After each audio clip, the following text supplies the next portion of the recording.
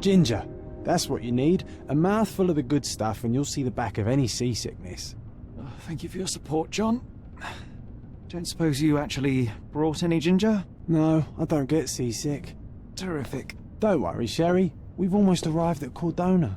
I can see land through the porthole. So much for docking by tea time. The captain seemed more interested in his maids than in his maps. Oh, is Sherlock grumpy? Cheer up. We're back where we grew up. It's exciting. What's changed? What's the same? Ugh. I'm starting to question whether the weeks-long journey was worth it. Travelling all this way, enduring this indignity simply to visit a grave. Even if it is my mother's. Ah, that's just Mycroft's nonsense, still rattling around in your head. Try to forget what he said. I have. I believe it was that this is a performative farce, a feeble excuse to avoid responsibilities, and that there was nothing to be gained from it. You needed to do this. Enough of the self-pity and doubt. So we're a little late. What of it? We'll retire to the hotel and visit her in the morning. It'll be worth it. Thank you, John. And if you want to notify the captain's wife of his indiscretions, I will not stand in your way. Ah, at last. I'm quite ready to get off this cursed boat. Come on. We'll go together.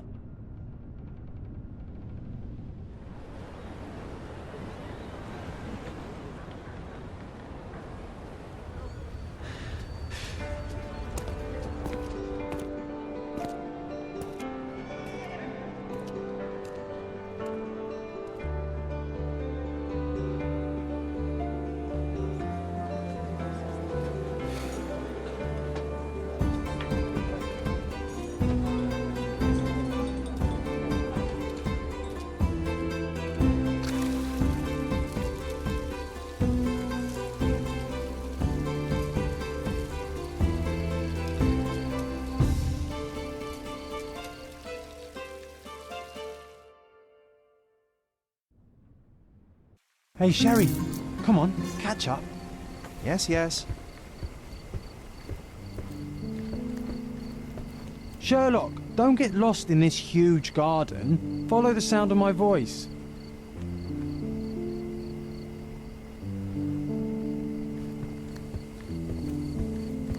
Welcome to Il Palazzo di Lusso, sir. Welcome to Il Palazzo di Lusso, sir. We just need your signature. Would you kindly sign these papers, sir?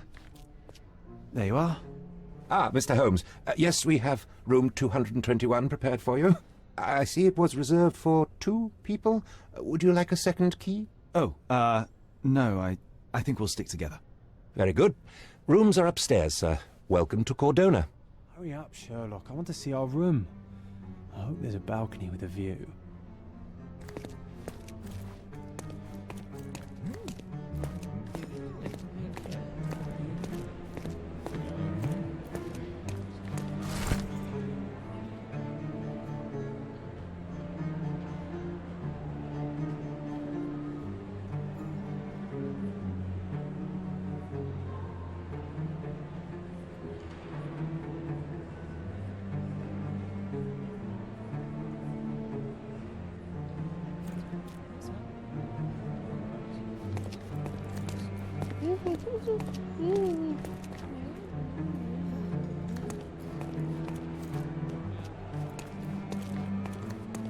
Would you like a drink, sir?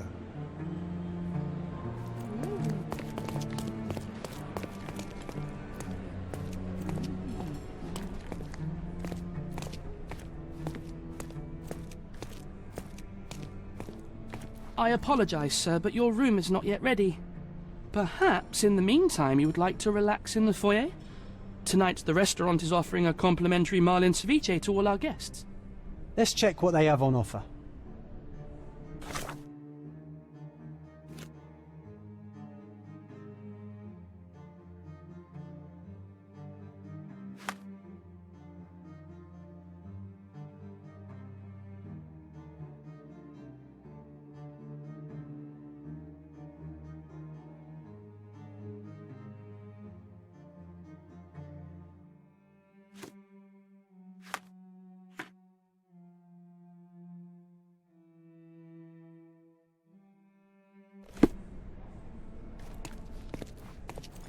Let's check what they have on offer.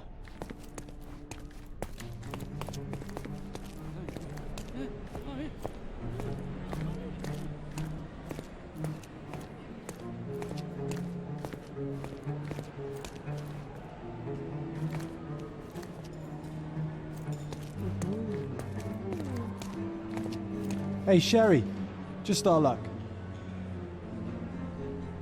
If seafood's not to your taste, everyone loves Benedict's batch. Our poached eggs with hollandaise sauce.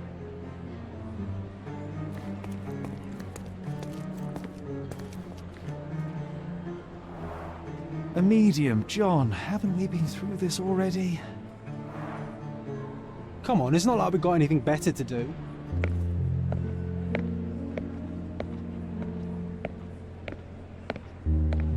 Excuse me, sir, but I believe Mr. Galich is conducting a séance at the moment. Perhaps you'd care to have your portrait drawn while you wait? Why? Pardon me? Why should I sit for a portrait? Sir, it's art. It doesn't need a why. It is its own justification. All things require justification, be they objects, systems, or beliefs.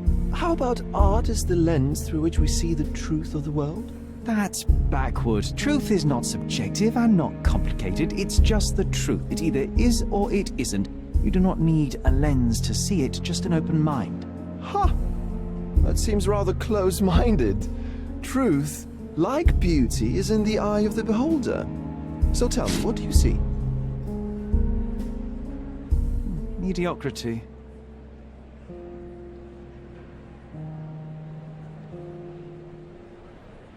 Come now, Sherry, what did he do to deserve that? The servant mentioned ceviche at the bar, Sherry. You should grab us some, and I'll find us a table. I'm starving.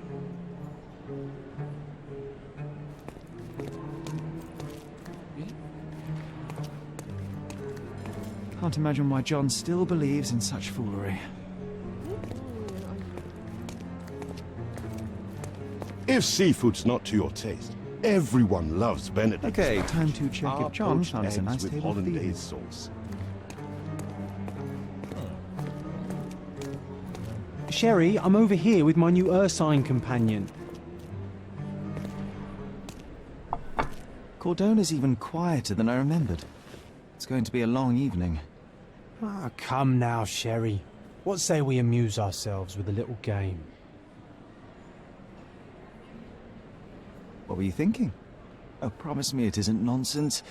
After being cooped up on that boat, I am itching for activity. No. As you can see, someone left a cane on our table. I simply thought you could identify its owner. Ah, so it is nonsense. It'll take me a minute, John, at most. Well then, you can deliver it to him as well. Deliver it to him? Then what are the staff here for? Aesthetics? Stubborn, Sherry, too stubborn. You wanted something to do. Slapping oneself in the face is also something to do. That doesn't make it worthwhile. But all right, let me take a look.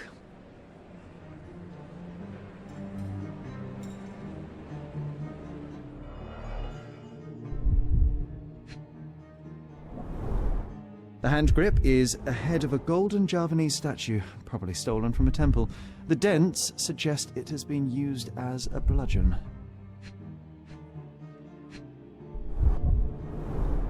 The hand grip is a head of a golden Javanese statue, probably stolen from a temple. The dents suggest it has been a crest depicting a bulb of garlic in a meadow, perhaps the Fielding family or Meadows, or Craven, from the Old English name meaning garlic place.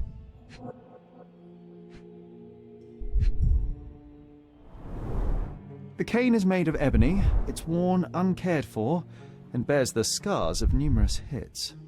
This cane is an expensive and ostentatious weapon. Its owner must be vain, volatile, and of noble English blood. Take it with you, Sherry. Let's return it to its owner. All right, I hope you noted down your observations in your casebook. But how are you going to find this nobleman? The cane itself is not enough. I may have to ask other guests if they saw who was here.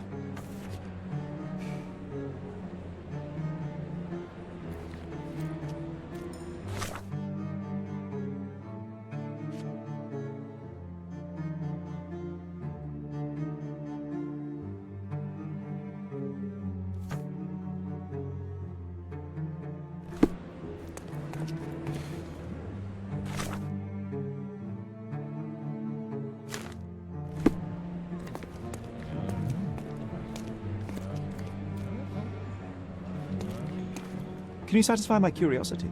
My dear fellow, you're talking to the right man.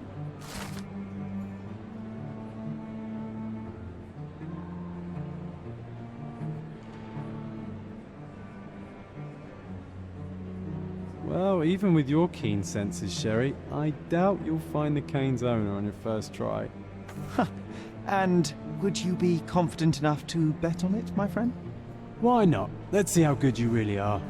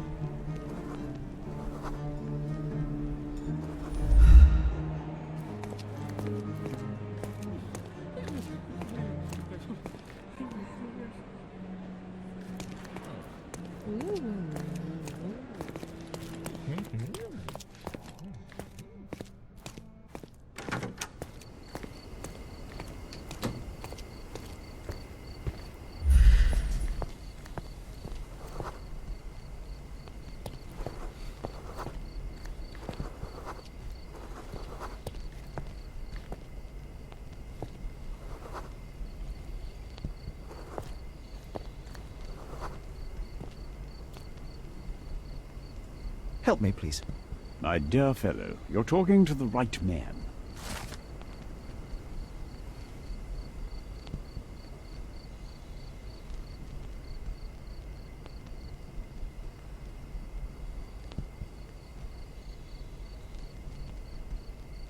Hey, Sherry, don't we now have the perfect excuse to visit the séance? I'm just going to give the cane to its owner. You will not persuade me to take part in this show.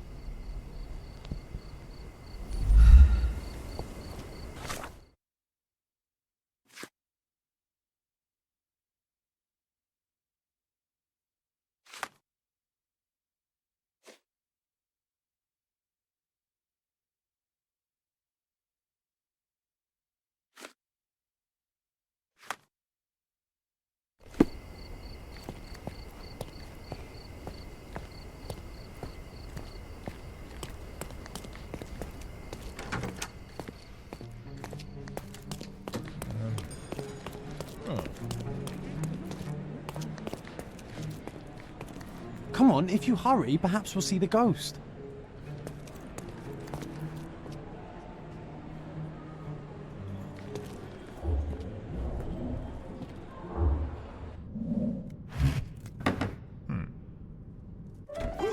This hotel, this island, it's full of thieves. First my cane, now the diamond. Take your hands off me! Do you even know who I am?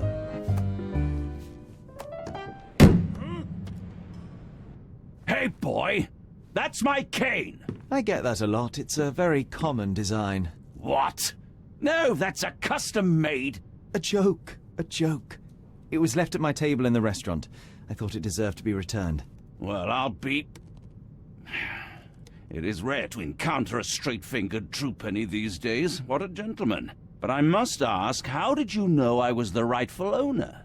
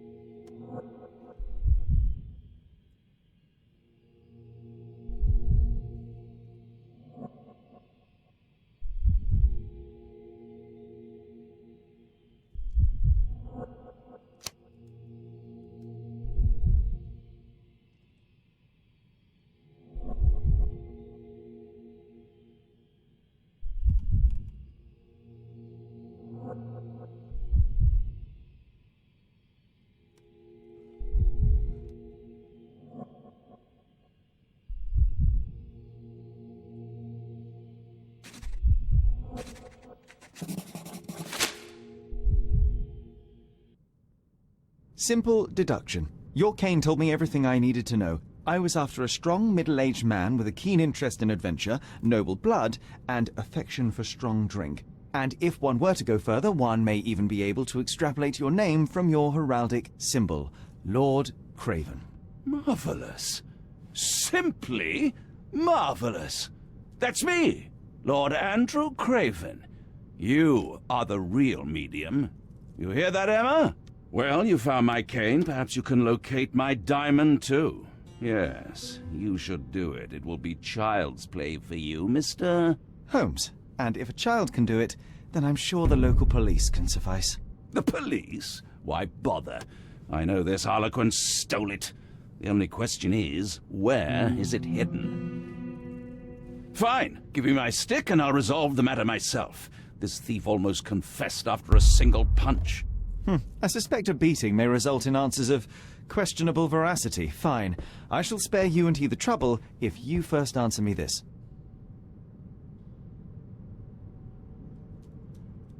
How does a priceless diamond become the subject of a séance? It is an unusual accoutrement. Emma wished to speak with its former owners. My grandfather told us it belonged to a Rajah, an Indian king.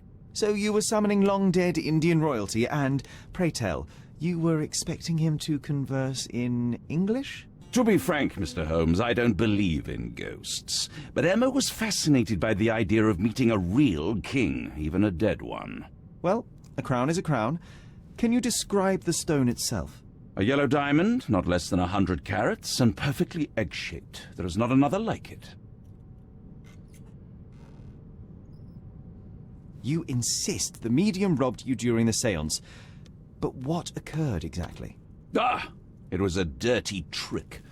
We were sitting here in the dark, chanting and holding hands, as expected. Then something began to appear from the medium, like a cloud or a bubble. The swindler called it ectoplasm. Ah, yes. Common in the spiritualist trade, and quite the spectacle. Indeed, perhaps too much. My beloved Emma screamed in horror, and I stood to defend her, attacking that cursed ghost. How brave. But my hand hit nothing. The medium jumped away from me, and Emma fainted. I lit the candle, and the diamond was gone.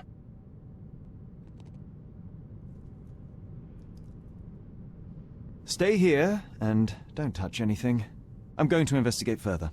Don't fret, I'll be keeping a close eye on this thief.